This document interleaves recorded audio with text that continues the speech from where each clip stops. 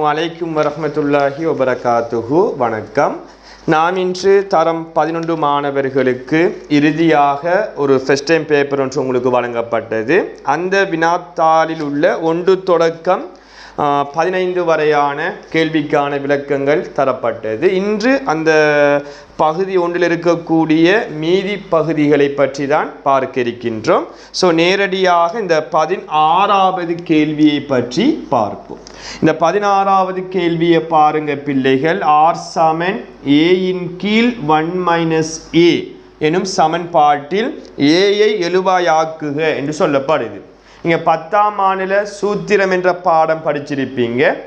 எதை எழுவாய் மாற்றம் செய்ய வேண்டும் என்று சொல்கிறானோ அந்த எழுத்து, அந்த ஆங்கில எழுத்து மட்டும் தனியாக இருக்க ஏனையதை சமனுக்கு மறுபுறம் கொண்டு போகணும். இப்போ ஏயை எழுவாய் மாற்றம் செய்யணும் என்றால் ஏ 2 இடத்தில் இருப்பதனால இங்கு தெளிவாக விளங்கணும். இப்படியான கேள்விகள் வரும்போது ஒரு தெரியா கணியம் ஒன்று வரும்போது அதில் பகுதி எண்ணாக ஒன்று இருக்கும். இது கீழுக்கு கோவை ஒன்று வருது, பிரக்கெட் பண்ணி குறுக்கு பெருக்கம் நீங்கள் ஃபஸ்ட்டுக்கு பெருக்கி கொள்ள வேண்டும். அப்போ ஆர் அடைப்பு 1 - a சமன் ஏயை 1ஆல் பெருக்கினா ஏ என்று வரும். அதன் பிறகு இந்த ஆறால் அடைப்பை நீக்க வேண்டும். 6 1ஆல் பெருக்கினா ஆர், சய 6 ஏயால் பெருக்கினா ஏஆர் சமன் ஏ என்று வரும். இப்போ ஏயை எழுவாய் மாற்றம் செய்யணும் என்றால் ஏ 2 பக்கமும் இருப்பதனால ஏயை நீங்கள் என்ன செய்யணும், ஒரு பக்கமாக சேர்க்க வேண்டும். அப்போ ஆரை மட்டும் வைத்து போட்டு ஏஆர் கழிப்படுது, சமனுக்கு அங்கால போனால் கூட்டுப்படும். ஏ சக ஏஆர் என்று நீங்கள் இதை நோட் பண்ணிக்கொள்ள வேண்டும். கழிப்படுவது அங்கால போனால் கூட்டுப்படும். இப்போ பாருங்கடா, உங்களுக்கு தெளிவாக விளங்கும். இந்த 2 உறுப்புலையும் இருந்து எதை நாம் பொதுவாக எடுக்கலாம், ஏஏ. அப்போ ஏயை பொதுவாக எடுத்தோம்னா பிரக்கெட் பண்ணி 1 மடங்கு சாக ஏ அவுட் ஆயினா ஆர் மற்றும் மடங்காக இருக்கும். இப்போ எதை எழுவாய் மாற்றம் செய்ய சொல்கிறான், ஏஏ. அப்போ ஏயுடன் 1 + ஆர்ங்கிற ஒரு கோவை பெருக்கப்பட்டால் சமனுக்கு அங்கால போனால் பிரிப்படும். அப்போ ஆரின் கீழ் 1 + r என்று விட வரும் சமன் ஏ. அப்போ ஆரையும் தனியாக வெட்ட முடியாது. காரணம் இது கோவையாக இருக்கும்போது தனித்தனியாக என்ன செய்ய முடியாது, சுருக்க முடியாதுன்னு சிறிய வகுப்பில் படிச்சிருக்கோம். அப்போ இதுதான் அந்த எழுவாய் மாற்றம். எழுதக்கூட நீங்கள் ஏ சமன் ஆரின் கீழ் 1 + r என்றும் நீங்கள் என்ன செய்யலாம், எழுதி கொள்ள முடியும். அல்லது இந்த வரியோடையும் நீங்கள் போட்டுக்கொள்ள முடியும், அதில் பிரச்சனை இல்லை. இதுதான் அந்த 16வது கேள்விக்கு விளக்கம். இப்போ 17வது கேள்வியை பாருங்க. 12 மனிதன் 10 நாள். அப்போ மனிதன் நாள், மனித நாட்கள். 12 மனிதன் 10 நாள் என்று சொன்னால் 2ஐயும் பெருக்கக்கோல 120 மனித நாட்கள் வரும். அந்த வேலையை 8 மணித்தியாலத்தில் செய்ய முடியுமா இயந்திரத்தின் மூலம். அப்போ இயந்திரத்தின் மூலம் மனிதன் செய்கிற வேலையை, அந்த அவ்வளவு வேலையையும் ஒரு இயந்திரத்தால் 8 மணித்தியாலத்தில் செய்ய முடியும். அப்படின்னா தெளிவாக விளங்கணும். மனிதன் செய்யக்கூடிய அந்த வேலையின் அளவு 120. அப்போ 120 பங்கு அந்த வேலையை மனித நாட்களை எத்தனை இயந்திரம், ஒரு இயந்திரத்தை பயன்படுத்தி 8 மணித்தியாலத்துக்குள்ளே செய்து கொள்ள முடியுமா? அப்படி என்றால் அந்த இயந்திரம் 1 மணித்தியாலத்தில் செய்யும் வேலையின் அளவை மனித நாட்களை கேட்டுப்படுது. சின்ன கேள்வி. அப்போ 8 மணித்தியாலத்துக்கு 120 மனித நாட்கள் என்றால் 1 மணித்தியாலத்துக்கு எவ்வளவு மனித நாட்கள் என்று கேட்கான். அப்போ 120 8ஆல் பிரிப்பீங்கன்னு சொன்னால் 15 மனித நாட்கள் என்று விடை கிடைக்கும். சரிதானே? அப்படி வந்தால் சரி போடுங்க. வராத மாணவர்கள் கட்டாயம் கரெக்ஷன் பார்த்து ரெட் பென்னால் சரியான விடையை நோட் பண்ணுங்க. இப்போ 18வது கேள்வியை பாருங்கள். இதுக்கு ஒரு படம் போட்டு செய்தால் உங்களுக்கு விளக்கமாக இருக்கும். வட்டத்தின் மையம் ஓ இருக்குமா, ஓவிலிருந்து நான் ஒன்று இருக்கு, நான் ஏபி என்று வரைந்து கொள்கிறேன். அவன் சொல்கிறான் ஏபி என்று. ஏபிக்கு வரையப்பட்ட செங்குத்து ஓ எக்ஸாம். வட்டத்தின் மையம் ஓ வேண்டா, அந்த ஓவிலிருந்து நானுக்கு வரையப்பட்ட கோடு செங்குத்தண்டா. 10ஆம் ஆண்டில் ஒரு தேற்றம் படிச்சிருப்பீங்க. வட்டத்தின் மையத்திலிருந்து நாணுக்கு வரையப்படுற கோடு செங்குத்தண்டா அந்த நாணை இரு சம கூறிடும் என்று படித்திருப்பீர்கள் தேற்றம். அப்ப AXம் XBயும் சமனாக இருக்கும். வட்டத்தினுடைய ஆரை அது OBயாக இருக்கலாம் OA இருக்கலாம். ஸோ நான் OBயை மட்டும் வரைகிறேன். 10 சென்டிமீட்டர். இதுவும் சமச்சீராகத்தான் இருக்கும். நீங்கள் எங்களை பக்கம் எடுத்தாலும் பிரச்சனை இல்லை. OX 3 சென்டிமீட்டர் என்று சொல்லப்படுது. கேள்வி ABயின் நீளத்தை கேட்கான். அப்போ AB நீளத்தை கண்டுபிடிக்கணும்டா பைதகரஸின் தேற்றத்தை பயன்படுத்தி XBயை கண்டுபிடிக்கணும். அப்போ பைதகரஸ் என்ன சொல்றார்? செங்கோணத்துக்கு எதிரே உள்ள பக்கம் செம்பக்கம். அப்போ 10 வர்க்கமானது 3 வர்க்கத்தினதும் XB வர்க்கத்தினதும் கூட்டுத்தொகைக்கு சமனாக இருக்கும்.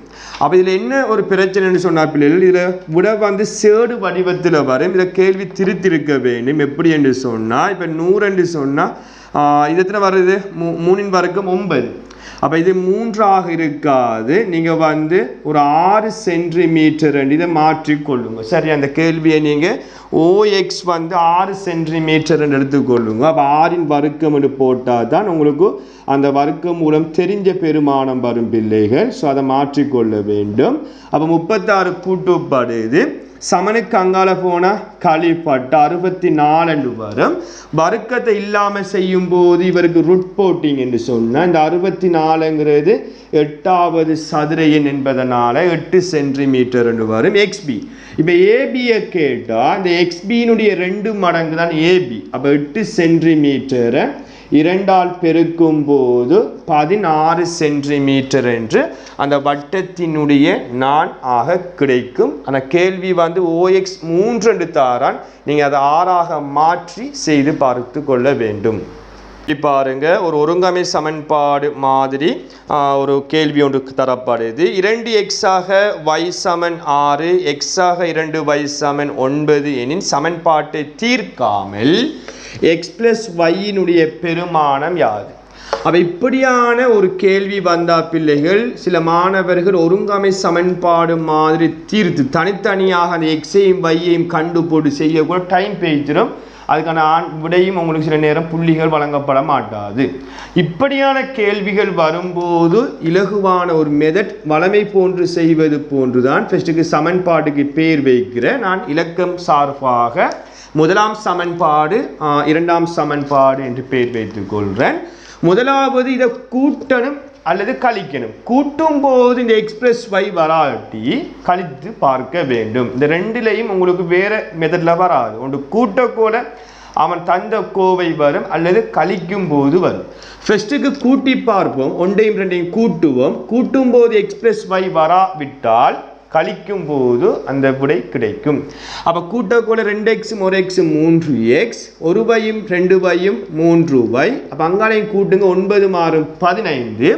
அப்போ x + y வரணுமெண்டா அந்த 2 உறுப்பையும் பார்க்கும்போது பொதுவாக இருக்கக்கூடிய ஒரு உறுப்பு இருக்கா இல்லையா? இருக்கு. அப்போ இருந்தால் 3 பொதுவாக எடுத்தால் x + y சமன் 15 என்றா இப்போ 3 பெருக்கப்படுது. அங்கால போன பிரிப்பாடும் அவன் சொன்ன கேள்விக்கான ஆன்சர் x + y பெருமானம் 5 என்று கிடைக்கும். அப்போ இவ்வாறு தான் இப்படியான கேள்விகள் வரும்போது பிள்ளைகள் செய்து கொள்ள வேண்டும். இதே போன்று 20வது வினாவை பாரு. 8 16 24 எனும் கூட்டல் விருத்தியின் அப்போ 8 8ஆக அதிகரித்து கொண்டு போகுது. 18வது உறுப்பை சுட்டி வடிவில் தரட்டான். இப்போ நீங்கள் 10ஆம் ஆண்டில் படிச்சிருப்பீங்க. ஒரு கூட்டல் விருத்தில் உறுப்பை கேட்டால் உறுப்புக்கான சமன்பாடு Tn Saman a + n - 1 × d என்று படித்திருக்கின்றோம். 18ஆம் உறுப்பை கேட்டால் அது எண்ணுக்கு பதிலாக 18 போட்டால் 18வது உறுப்பு சமன் ஆரம்ப உறுப்பு 8. 18லேருந்து 1 போனால் உங்களுக்கு தெரியும் 17 தர பொது வித்தியாசம் என்பது 2ஆம் உறுப்பிலிருந்து 1ஆம் உறுப்பை கழிங்க. யாதாயினும் ஒரு உறுப்பிலிருந்து அதற்கு முந்தைய உறுப்பை கழிக்கணும். ஸோ நான் 2ஆம் உறுப்பிலிருந்து 1ஆம் உறுப்பை கழித்துக் கொள்கிறேன். 8 வரும். அப்போ பொட்மாஸ் முறைப்பாடு செய்யக்கூட 8 சாக இதை பெருக்கி கொண்டீங்கன்னா 8 7 56 2 மிச்சம் 5 மிச்சம் 1 8 8 8 5 13 என்று வரும். 8 56 ஒரு 8 8 8 5 13. அப்போ கேள்வி என்ன கேட்கான்? 18வது உறுப்பை சுட்டி வடிவில் தருக என்று சொல்லப்படுது. நீங்கள் பார்த்தீங்கன்னு சொன்னால் இப்போ 8 வந்து 136 8ஐயும் கூட்டினா 144 வரும். சுட்டி வடிவத்தில் கேட்டால் நீங்கள் முதன்மை காரணியின் பெருக்கமாக எழுதி கொள்ளுங்க. என்ன காரணம் என்றால் எந்த அடியை கொண்ட சுட்டி வலுவாக கேட்கல, எதுவும் நீங்கள் எந்த அடியாகவும் எடுக்கலாம். இப்போ நீங்கள் நேரடியாக பார்க்க போல 144 ஒரு சதுர எண், அது 12வது சதுர எண் என்பதனால 12இன் வர்க்கம் என்றும் எழுதலாம். அல்லது முதன்மை காரணியின் பெருக்கமாக எழுதியும் அதனுடைய சுட்டி வடிவத்தை எழுதலாம். ஃபர்ஸ்ட்டுக்கு 2ஆல் பிரித்தீங்கன்னா 72, மீண்டும் 2ஆல் பிரித்தா 36, 2ஆல் பிரிக்கலாம் 18, 2ஆல் பிரித்தா 9, 3ஆல் பிரித்தா 3, 3ஆல் பிரித்தா 1. அப்போ 2 தார 2 தார 2 தார 2, 3 தார 3, அதன் பிறகு 2 4 தடவை வருது. அப்போ 2 4ஆம் பாலு, 3 2 தடவை வருது. அப்போ 3 2ஆம் பாலு. அப்போ இவ்வாறு சுட்டி வடிவத்திலே நீங்கள் எழுதி கொள்ள முடியும். ரைட். இப்போ 21வது கேள்வி. ஒரு எழுமாற்று பரிசோதனையில் கோடாத நாணயமும் தாயக்கட்டையும் ஒன்றாக சுண்டப்பட்டது. இந்த நிகழ்வில் தாயக்கட்டையில் ஒற்றை எண்ணும் நாணயத்தில் தலையும். தாயக்கட்டையில் ஒற்றை எண், அப்போ இதுதான் தாயக்கட்டை, இதுதான் நாணயம் என்று தரப்படுது பாதம். அப்போ தாயக்கட்டையில் ஒற்றை எண், அப்போ எந்த ஒற்றை எண் என்று சொல்லலை. அப்போ ஒற்றை எண் 1 3 5 இருக்கலாம், அதில் யாதாயினும் ஒரு பெருமானம் வரலாம். நாணயத்தில் தலை விலனமம், அப்போ தாயக்கட்டையில் ஒன்றும் நாணயத்தில் தலையும் வரக்கூடிய நிகழ்ச்சி இதுவாக இருக்கலாம். அல்லது தாயக்கட்டையில் 3 நாணயத்தில் தலையும் வரக்கூடிய நிகழ்ச்சி இதுவாக இருக்கலாம். அல்லது தாயக்கட்டையில் 5 நாணயத்தில் தலையும் வரக்கூடிய நிகழ்ச்சி இதுவாக இருக்கலாம். இப்போ கேள்வி என்னென்னு சொன்னால் மாதிரி வெளியில் குறித்து காட்டுகன்னு சொல்லப்படுது. இதுதான் ஆன்சராக இருக்கும். நிகழ்தகவை கேட்டால் மொத்தம் எத்தனை புள்ளடி இருக்கும்? 6 2 12 இருக்கும். அப்போ 12ல் மொத்தத்தை பாருங்க, 1 2 3, அப்போ 12ல் 3 என்று போட வேண்டும் நிகழ்தகவை கேட்டால். அப்போ குறித்து காட்ட சொன்னதால் இவ்வாறு அந்த படத்தில் நீங்கள் என்ன செய்யணும்? குறித்து காட்ட வேண்டும். 22வது கேள்வி. 60 கிலோமீட்டர் H-1 சீரான வேகத்துடன் நகரம் ஏயில் இருந்து முற்பகல் 7 மணிக்கு பயணத்தை ஆரம்பித்த வண்டி ஒன்று முற்பகல் 9 மணிக்கு தனது பயணத்தை எவ்வளவு தூரத்தில் கடந்திருக்கும்? அந்த 2 மணித்தியாலத்தில் எவ்வளவு தூரம் பயணம் செய்திருக்கும் என்று கேட்கான். அப்போ இந்த கதையை பார்த்தீங்கன்னு சொன்னால் 60 கிலோமீட்டர் H-1 கருத்து ஒரு மணித்தியாலத்துக்கு 60 கிலோமீட்டர் தூரம் பயணிக்கும் என்கிறதான் இந்த கதியினுடைய விளக்கம். 7 மணிக்கு போன வாகனம் 9 மணிக்கு முடிவடையும் என்று சொன்னால் அதற்கு இடைப்பட்ட தூரம் எவ்வளவு தூரம் பயணம் செய்திருக்கும் என்று கேட்டால், அப்போ அந்த நேரத்துக்குள்ள வித்தியாசத்தை பாருங்கள். 2 மணித்தியாலம் பயணம் செய்திருக்கார். 1 மணித்தியாலத்துக்கு 60 கிலோமீட்டர் என்றா 2 மணித்தியாலம் என்றா 2ஆல் பெருக்கும் போது அவர் பயணம் செய்த தூரம் 120 கிலோமீட்டர் என்று விடை கிடைக்கும். இதே போன்றுதாண்டா 22வது மணிக்கு 3வது கேள்வியை பாரு.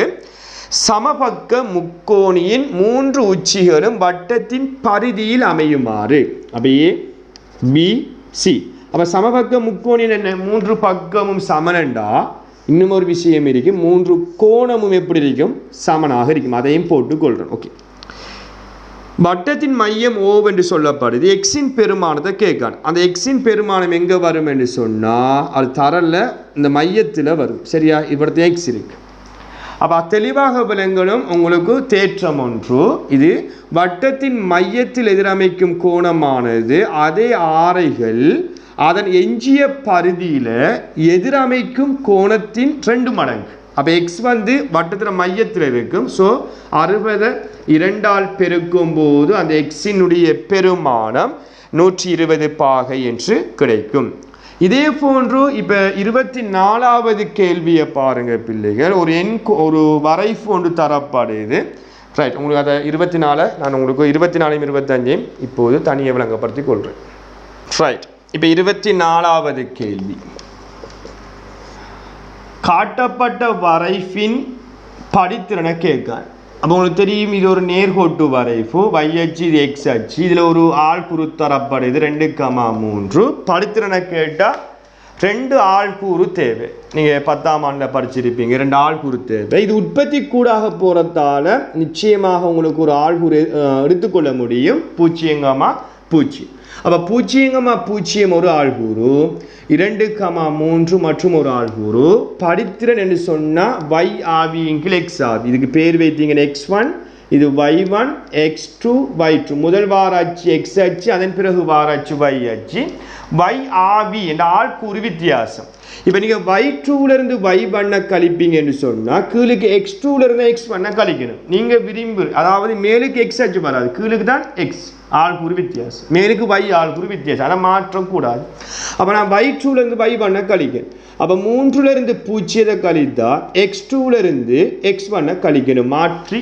கழிப்பீங்கண்டா பிள்ளை அப்போ 3லேருந்து 0 போனால் 3 2லேருந்து 0 போனால் 2 ஸோ இதனுடைய படித்திறன் பின்னத்தில் வரும் 3ன் கீழ் 2 இப்போ கடைசி கேள்வியை பாருங்கள் ஒரு அமைப்பு சம்பந்தமான ஒரு கேள்வி இப்படி ஒரு படம் ஒன்று அவன் தந்திருக்கான் ஏபிசி என்று ஏபி பிசி ஏபிங்கிறது பக்கம் அப்போ ஏபிக்கும் பிசிக்கும் சமதூரத்தில் அசையும் புள்ளியின் ஒழுக்கும் அப்படின்னா ஒரு கோணம் எப்போ உருவாகும் 2 நேர்கோடுகள் சந்திக்கணும் அந்த 2 நேர்கோடை தான் நான் சொல்கிறேன் ஏபிங்கிறது பிசிங்கிறது பக்கம் சந்திக்கும் இடம் என்ன உச்சி அப்போ அந்த உச்சியிலிருந்து சமதூரத்தில் அசையும் புள்ளியின் ஒழுக்க கேட்கான் அப்போ இவரது ஊசை வைத்து ஒரு குறிப்பிட்ட தூரத்தில் இந்த நேர்கோடை வெற்ற மாதிரி நீங்கள் ஒரு சிறிய வில் ஒன்று வரையணும் நீங்கள் எடுக்கிற அளவு திட்டம் எப்படியும் இருக்கலாம் பிரச்சனை அப்போ 2 படத்தை நிச்சயம் அந்த நேர்கோடை வெட்டும் அதை மார்க் பண்ணி இவரது ஊசை வைத்து அளவை மாற்றலாம் கூட்டலாம் அல்லது குறைக்கலாம் பிரச்சனையில் நீங்கள் எடுக்கிற அளவில் ஒரு வில் நடுவில் வரையணும் அந்த அளவை மாற்றாமல் மற்றைய நேர்கோட்டில் வெற்ற புள்ளியில் ஊசை வைத்து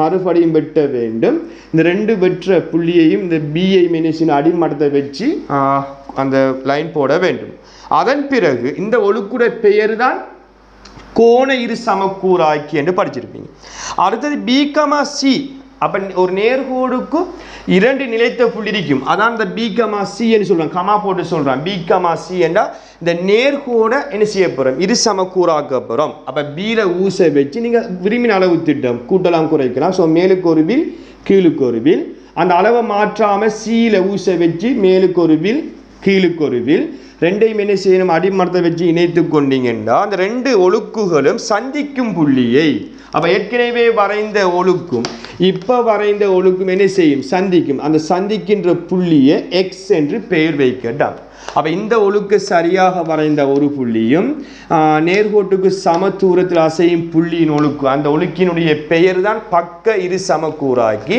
அந்த ஒழுக்கையும் வரைந்தால் உங்களுக்கு 2 புள்ளி கிடைக்கும் அந்த 2 ஒழுக்குகளும் சந்திக்கின்ற அந்த புள்ளி தான் அந்த அவன் சொன்ன எக்ஸ் என்ற புள்ளியாக இருக்கும் அப்போ இவ்வளவு தான் பகுதி 1 இருந்த மீதி கேள்விக்கான விளக்கமாக இருக்கு பிள்ளைகள் இன்ஷா அல்லாஹ் அடுத்த வகுப்புல இந்த வினாத்தாளில் இருக்கக்கூடிய கட்டமைப்பு கேள்வி ஃபெஸ்ட்டுக்கு பின்னம் சதவீதம் அதே மாதிரி மரவரிப்படம் நெய்யரிப்படம் பரப்பளவு பைச்சாட் வட்டவரைவு இப்படியான கேள்விகள் காணப்படுகின்றது இந்த கேள்விக்கான விளக்கம் இன்ஷா அல்லாஹ் அடுத்த வகுப்பில் தரப்படும் என்பதை கூறிக்கொண்டு விடைபெறுகின்றேன் நன்றி வணக்கம்